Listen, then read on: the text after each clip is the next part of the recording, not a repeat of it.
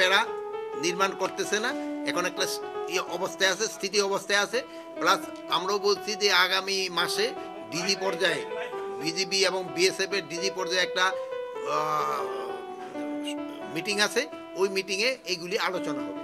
তবে আমি বলছি যে আপনারা জানেন, যেহেতু আমাকে কিছু কিছু অসম চুক্তি করা হয়েছে, এগুলি নিয়ে আলোচনা হবে এবং আমরা আমাদের মন্ত্রণালয় থেকে তো আমরা একটা চিঠিও দিচ্ছি যেইগুলি অসম আছে ওইগুলি কিভাবে সমস্যাটা সমাধান করা যায়। সারের কোনো সংকট নাই, সারের কোনো সংকট নাই, সারের কোনো সংকট নাই।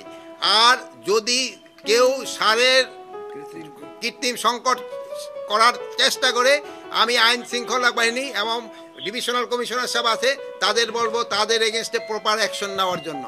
আর যেই সব ডিলাররা এর সাথে জড়িত হবে তাদের এই দেখবেন এই আগামী মাসে থেকে তাদের ডিলারশিপও চলে যাবে। তাদের কোনো অবস্থায় তাদের ছাড় দেওয়া হবে না, কোনো অবস্থায় ছাড় দেওয়া হবে না। আর আপনি বলবেন কৃষকদের এটা আশ্বস্ত করবেন, যেটা নিয়ে আমাদের দেশের প্রাণ কৃষকরা, তারা যেন ছাড় পায়। এবং আমি আপনাদের কাছে বলে যাচ্ছি তারা অবশ্যই ছাড় পাবে এবং যেই ন্যায্য মূল্যে তারা ছাড় পাবে।